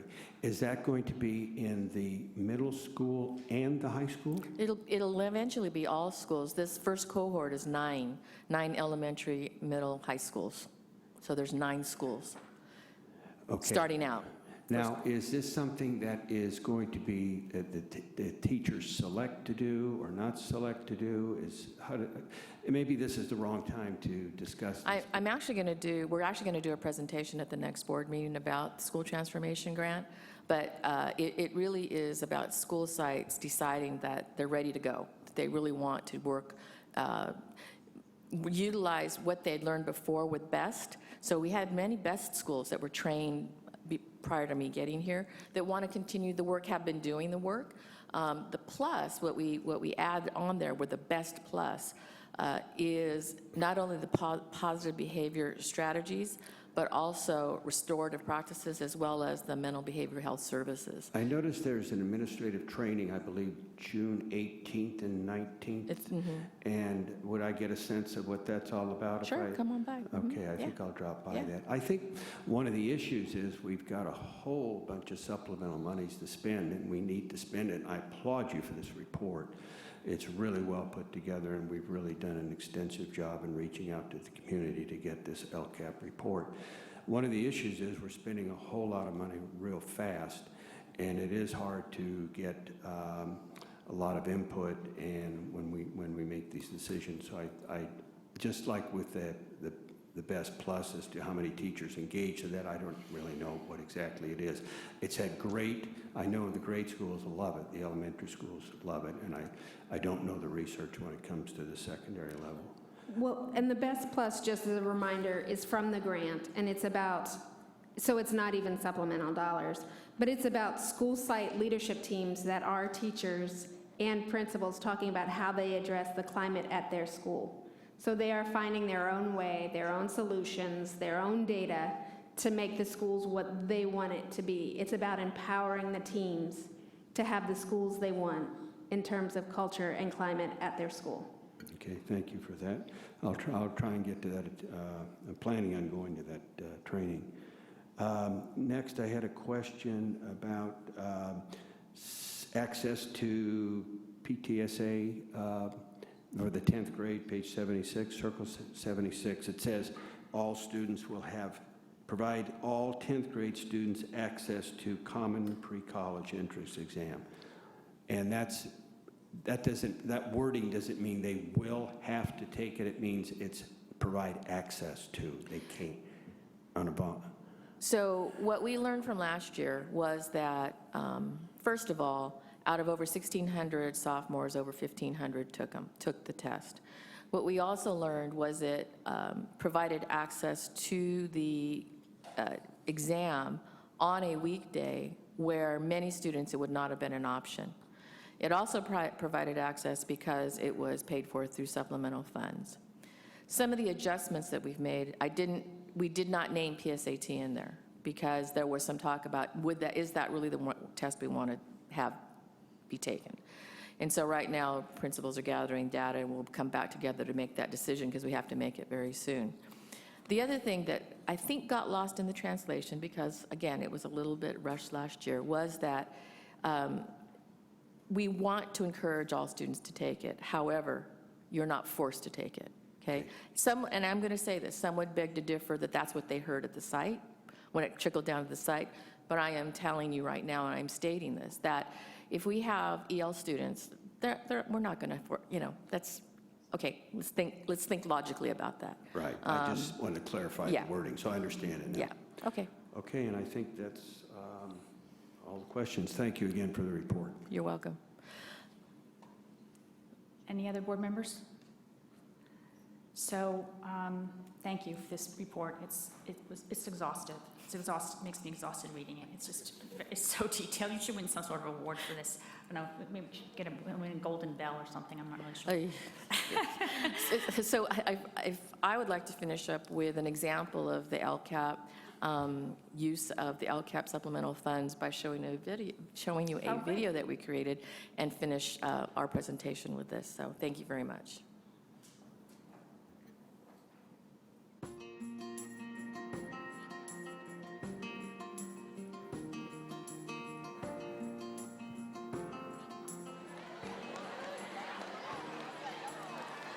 I think the LCAP funding, the LCAP plan has really provided layers of support for every student so that all of us are able to work together better as a team to really meet the needs of every student on campus. I interviewed parents, we've interviewed students, we've gotten input from staff, from all of our stakeholders. So collectively, we made the decisions. Some of the support we did with our own site LCAP money, and some of the support came from the district. And so that combined has really created a new school here. With our site money, we extended both of our part-time counselors to be full-time counselors. And that has just made an amazing difference on this site. Having 2 full-time counselors, we are able to go inside the classroom now, do a little classroom guidance, work with students transitioning into high school, as well as transitioning into middle school this year. So there's been a huge difference, in my opinion, just being able to work with students and families. I feel that there is a calmness. I believe, Mr. Garcia and I are only 2 people, but part of what I think is nice about being full-time is that idea of having access, that the teaching staff and the students and the families know that we can be contacted, that we are there for them when they need us to be there. And I think a lot of problems that can start to get worse without being able to have that feeling that there's this instantaneous contact that you can have been avoided this year. From a district point of view, we have a resource person here on site to help us with restorative practices, and we also have 2 SAY counselors. Dealing with students who are having issues in the classrooms, small to huge ones, I'm always looking at, well, how can I help this child? How can I help this parent? How can I help this family? Now that they can come to the library, they can find Angie, they can find Debbie, the SAY counselor, they can talk to their counselors who are out there at break. So yeah, there are a lot more avenues for our kids to go to. And I know you're willing and ready to do it. This year, we have really seen a dramatic decrease of referrals, and I think it's because teachers are starting to take a little bit more of that restorative process. What can I do in the classroom to help this child? The other thing that we did as a site was really to develop our own teacher leaders and to help them to work with all of the teachers here on our site in TOSA positions, and those are teacher on special assignment positions, both in English and math. And then when you're done crafting it, I want you to help the group with this. Brent Jackson was already a teacher involved in Project LEAD, and so he was already in the forefront of implementing Common Core, even before we as a whole district embraced Common Core. He will very often go in and teach a lesson on his own and invite teachers to observe him. And then after that, he'll offer to team teach it with them. And then after that, he will sometimes have them try it on their own, and he'll watch and give feedback. It's very much like what we do with students. I do, we do, you do. And it's been really effective. We're also busy, so you might want to, use your colleague as a sounding board, but you don't want to take up that precious time from their prep or their lunch or their break, or even after school when they're prepping for the next day. So the feedback I've gotten is that it has really helped them clarify what they want to do and how they want to go about it, and to feel like they have a safe space to work that through.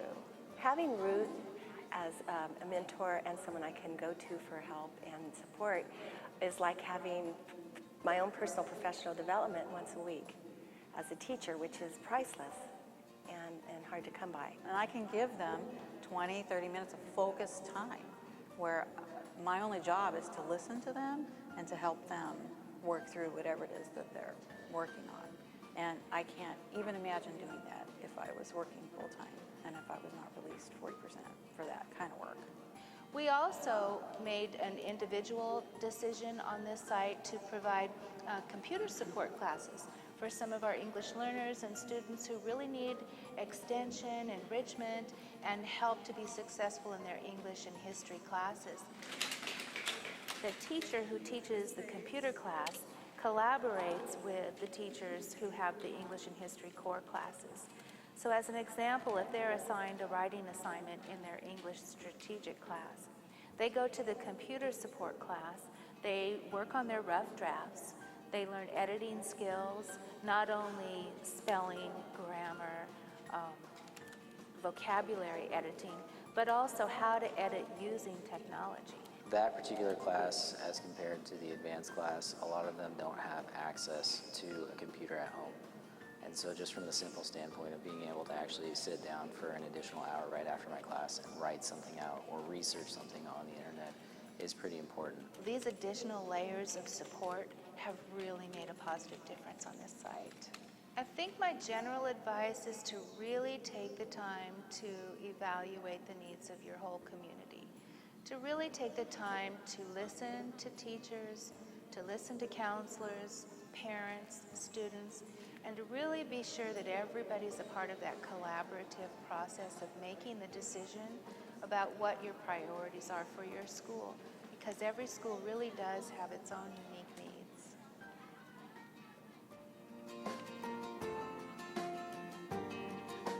Remember, we are Santa Rosa City Schools.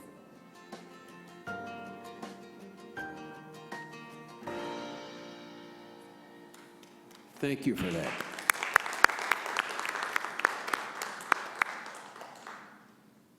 Thank you.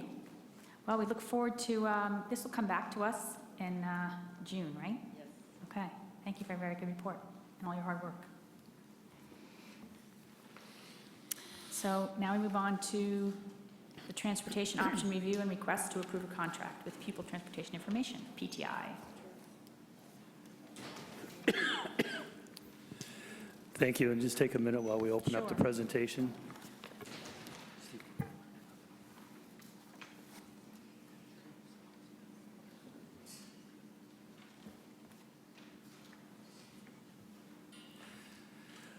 Okay, again, thank you.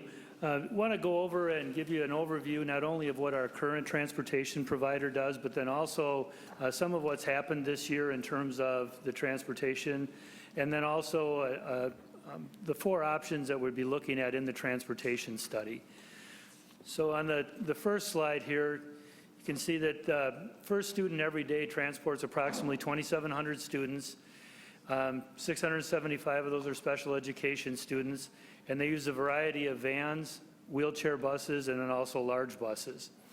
And they're transporting to 78 different school sites.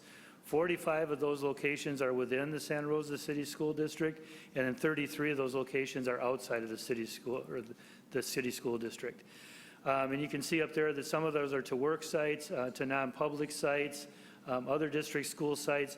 So that includes, SCO programs, 18 to 22-year-old programs, special education, No Child Left Behind transportation, and then also home to school transportation. And then here we reference the 2 board policies that are govern transportation, and they relate to or deal with the eligibility requirements for the minimum distances from school. And then also the district sells bus passes through the Child Nutrition Services. And the reason for that is that the exemptions for the annual passes and semester passes are based on the eligibility scales for free and reduced pricing. And you can see at the bottom that the year-to-date revenue from the bus pass sales is a little over $33,000, that the funding from the state is a little over $1 million, and that the year-to-date expenses, and this was as of a couple of weeks ago, including special education, is just over $5 million. And one of the things I wanted to show is that these are service considerations that are important to any service provider. And you can see, I'm not going to go through and read them all, but responsiveness to concerns, timeliness of pickup and drop-off, customer service, and communication, not only internally, but also with with the school district itself. And then this is the first option that would be reviewed, and that would be to maintain the status quo. And we have a contract with First Student through June 30th of 2018. And the contractor knows the district, they knows the routes, they know the staff at the sites. And it also gives us an opportunity to continue working on improving service considerations. Some of what we could do as well is look at renegotiating or amending the existing contract, to determine how we could change how transportation could be changed to benefit everybody, and then also some of the metrics for measuring service that is provided. A second option would be if the district were to have its own transportation department.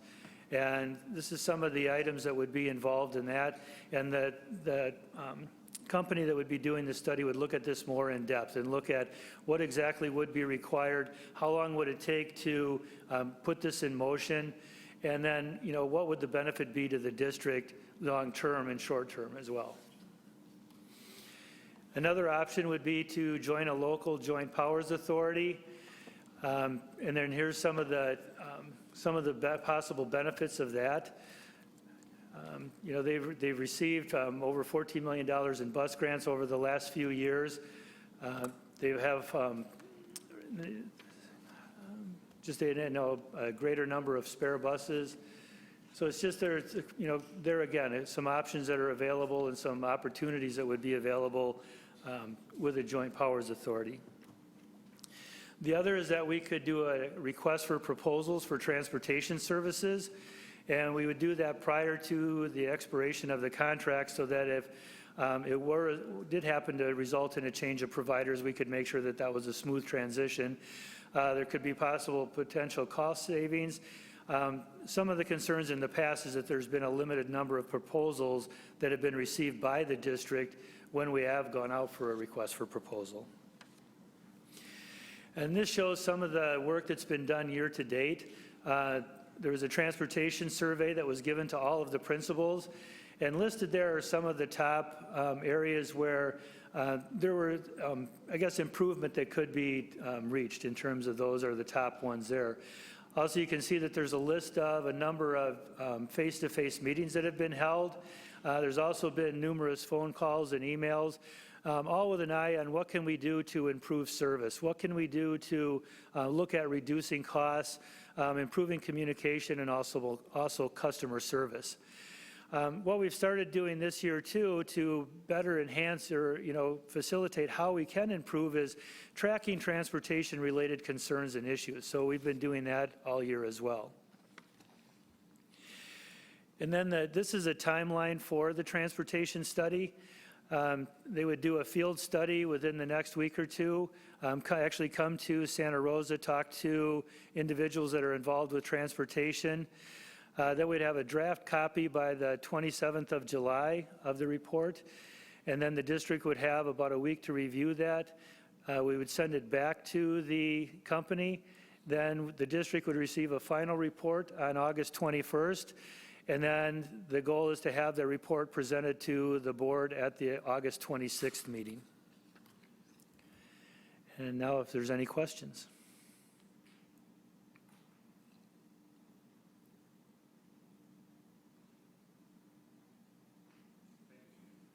You're welcome. Remember, this is an action item as well as the discussion to approve the contract. Before you make,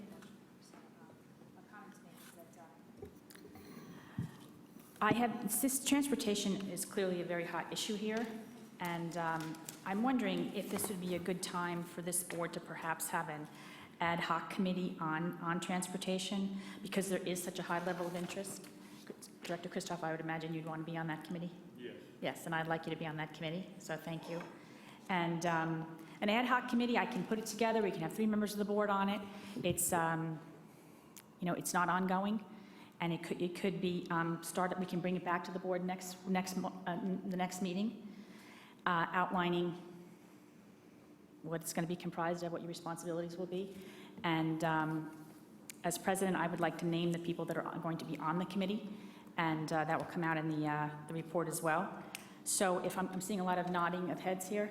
I have questions. Okay, and that's what I proposed. Good. And I'd like to bring that forward. Director Hanel. Okay, when would the committee start? I don't know. These are things that we would have to work out. I think it would be relatively soon. I mean, I would like this committee to be in place while we're working with the company that we've hired, so that there's some sort of feedback on an ongoing basis to the committee. Let me ask Steve something. The person who's doing the study, would then or I'll ask you also, would then that person interact with this ad hoc committee, answer questions? I don't quite... Yes, they definitely could. Okay. And probably should. You think that's, so in other words, this is something that you would support, Steve, is you're familiar with transportation, Yes. et cetera? No, I think it's a great idea. And I'm just trying to open this up to members who are particularly interested in this and who have a lot of questions around it and have already invested a lot of time in it, and just give Okay. them an opportunity to be, go the extra mile. So we'll be bringing that back, and this is an action item, so I need a motion if there are no more questions or So comments. moved. Second. Moved by Director Pugh down there and, and Director Gonzalez. Roll call vote, please. Director Pugh? From the hinterlands, yes. Aye.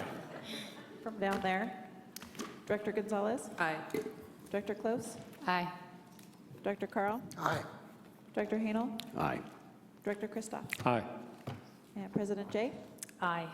Student Board Member? Aye. Sorry, Frank, I drew a blank on your name there for a while, so you were just the guy down there. Thank you. You're welcome. Thank you. Now we'll move on to F3, which is an action item, approval of textbook. Yes, President Jay, we have a textbook for approval for a new AP class that we are offering in Santa Rosa City Schools, AP European History. Move approval. Second. Approved by Carl, seconded by Gonzalez. Roll call vote, please. Director Carl? Aye. Director Gonzalez? Aye. Director Close? Aye. Director Hanel? Aye. Director Christoph? Aye. Director Pugh? Abstain? President Jay? Aye. Student Board Member? Aye.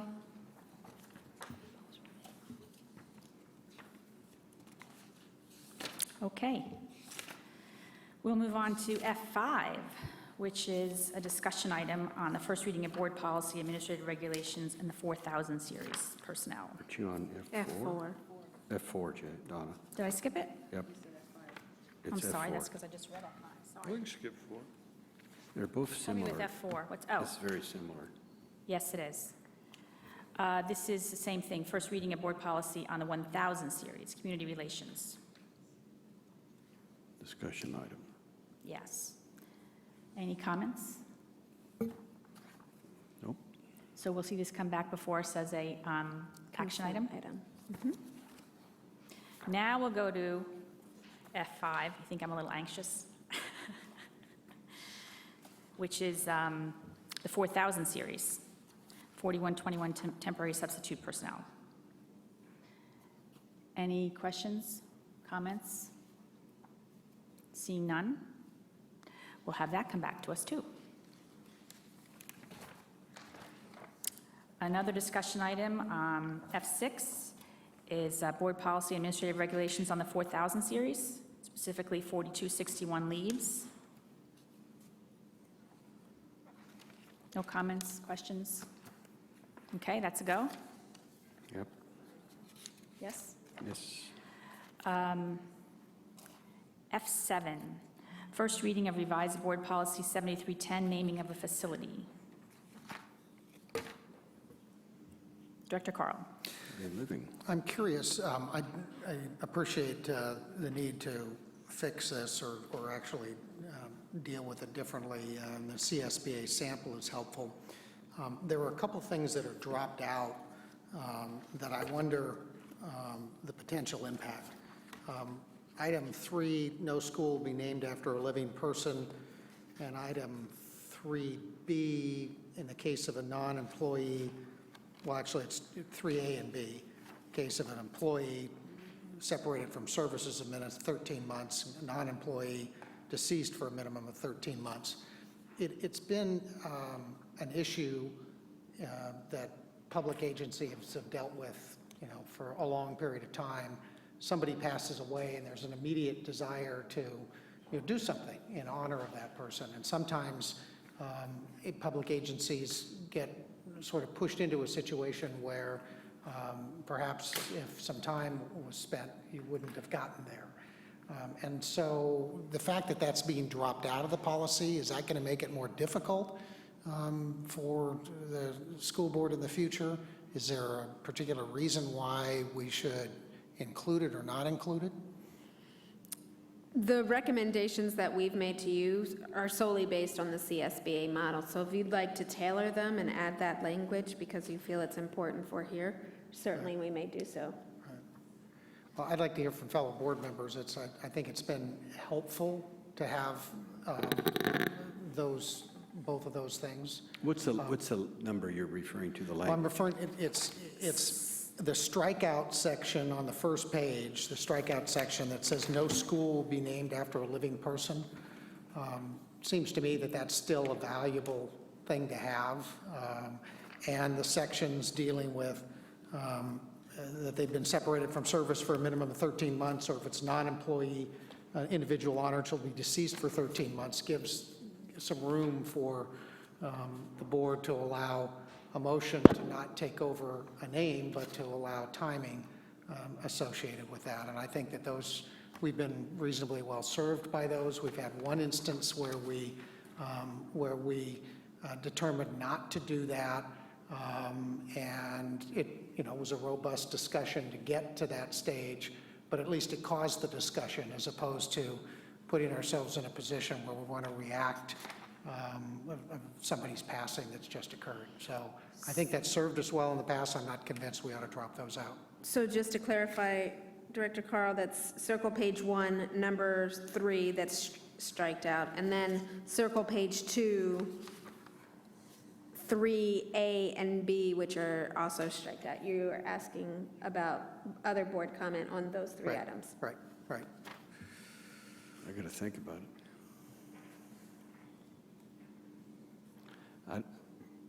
I'd have to think about it. I'm not, it's Well, interesting. if what we can do is raise those 3 when it comes back for a second reading, and give board members a chance to give some consideration as to whether taking those out is something that we want to do or not.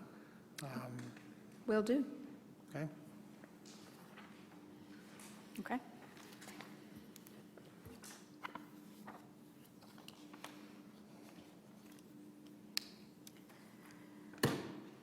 If there's no other comments, I'm going to move on to F8.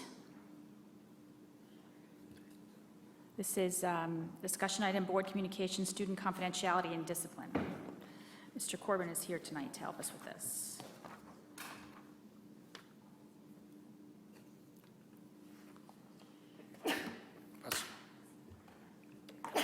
Bless you. Bless you.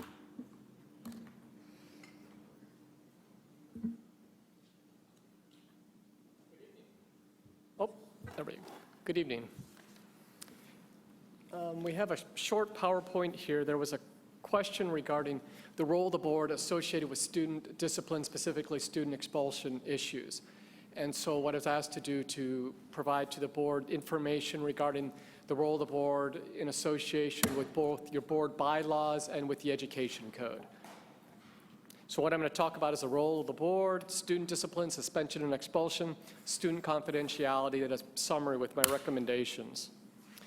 First, the role of the board, and we talked a little bit about this at the last board meeting, and my understanding is the board's going to be having a study session down the road to kind of go over the board bylaws.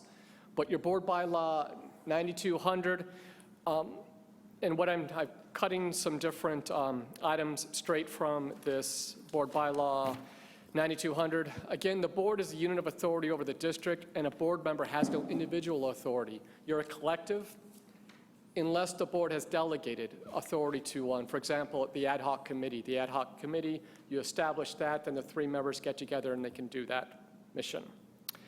Individual board members, unless authorized by the board, shall not exercise any administrative responsibility. That's good news for you guys. You're in the position of hearing about it, not having to make the administrative decisions. Individual board members do not have the authority to resolve complaints. Any board member approached directly by a person with a complaint should refer the complainant to the superintendent or designee so that the problem may receive proper consideration and be handled through the appropriate district process. Then board bylaw 9011, confidential privileged information, including student information, may only be released in accordance with the law and may only be shared with appropriate members of the district. And I'll talk more about that in a minute. Student discipline, and I apologize. I was trying to fit it all into one slide. Hopefully you have a copy there in front of you. But essentially, students are suspended by the principal or principal's designee at the school site or by the district superintendent or designee in accordance with Education Code Section 48911. Students are limited to 5 days consecutive of suspension unless the students have been referred for expulsion. That is, the only way we could go beyond 5 consecutive days of student suspension is if there's a decision to have the student go to an expulsion hearing, and then in certain situations, if it's having the student is felt on campus to be disruptive, dangerous, etc., then the district can continue the student suspension pending the expulsion hearing. That's really important because I know that there has been some questions that are within the district that I'm aware of where people were confused about, well, why can't we extend this student suspension or extend that student suspension? Unless they're being recommended for expulsion, the district can't do that for the one incident. 5 days is the maximum. In the district, there's been a decision made by the board. The board could choose to hear student expulsions, and you would essentially be hearing the evidence, having the witnesses, doing that whole process. It takes a while. Your district has chosen to use a 3-member administrative panel in accordance with Education Code Section 48918, subsection D. The panel determines whether or not the student should be expelled. That is a recommendation. If the panel says, we don't think the student should be expelled, then the board does not hear that. That does not come to you. What happens is the student would immediately be reinstated into the last program, and that wouldn't even come before the board. If the panel has recommended we believe the student should be expelled, then at that point in time, that comes to the board. You get the opportunity to deliberate about that in closed session. You make a decision, have a discussion there in closed session, then you report that out in the open session. That is, you take action in the open session and report out there. The bold language. Because the board is acting as a final authority in a quasi-judicial role as to whether or not to expel a student, an individual board member should not conduct any investigation of the facts of the matter, such as speaking to staff members at a school site, attempting to gather some information, as all the information you're supposed to be relying upon, once again, it's gone through the principal designee, it's gone to the administrative panel. You're essentially acting as an appellate panel to determine what are we going to do with the student or not. It's really, really, really, really, really important that you not have additional information that wasn't otherwise brought through the process. If an individual board member attempted to conduct his or her own independent investigation, a student would have the ability, that would be grounds to, because as you know, if your board chooses to expel, there's a further appeal process that goes to the County Board of Education. And there's various grounds by law that the student can request an appeal. Things such as the board acting in excess of its jurisdiction, doing its own investigation, the hearing not being fair, that is, facts weren't gone through the evidentiary process that a board member may have possession of, and there being a prejudicial abuse of discretion. Really, really important. Any questions along the way? I know I'm kind of moving along, but any questions so far? Excellent, thank you. Student confidentiality. Student confidentiality is governed by both FERPA, that is the Family Educational Rights and Privacy Act, that's federal law, and also by the California Education Code. And it provides that student information, including discipline information, is confidential and protected from disclosure to others without parent consent, with only limited circumstances. Second bullet, student information, including discipline information, is allowed to be shared with other employees, officials of the school district. If we have a legitimate educational interest, and that's the legal term of art. If, for example, there was a student with a special education student with a behavioral intervention plan, it may very well be that the bus driver or the cafeteria worker or the custodian to help manage the student's plan may get information about the student's special education, educational disability, their behavioral intervention plan, because they would have an legitimate educational interest in knowing so. But generally, if they didn't have a reason, we're not going to be sharing with, again, to use the example, fifth grade student, we're not going to be sharing with the kindergarten teacher that student's IEP or if the student's been suspended, et cetera. Third bullet, because the education code and your board bylaws have limited the role of the board to a quasi-judicial role in regards to student discipline matters, an individual board member would not have a legitimate educational reason to go and obtain confidential student information, short of when it gets to your appeal level when you're doing your closed session. Rather, again, that should be referred to the district administrator to go and find out the information on that, take action on it. Summary, and this is important. I know board members, you like to be able to address the public. That's your role, your elected officials. I appreciate that. And sometimes an individual, a parent, a student, a teacher can come to you and say, solve the situation for me. And you may want to do your investigation. Please, please, please, I'm encouraging you. The law requires it, your board bylaws require it. Have a discussion with the person and say, I hear your concern. I'm on the board, this isn't appropriate for me to do an investigation of this, but I'm going to direct you to Steve or Socorro or the site administrator at that site. And then I encourage you, you could follow up with that site administrator. Give a call to Santa Rosa High School principal and say, hey, person X came by, they had a concern, I've directed them to you. Please be expecting them. Perfectly fine. By doing this, this will ensure that members of the board will not be prematurely exposed to confidential student information, again, a potential FERPA violation, and that also that if you do, ultimately, if there's a discipline matter and it ends up before you, that the fairness of the expulsion will not be subject to challenge if they wanted to appeal this to the county board level, if your board decided to expel a student. A lot of information. Director Hanel?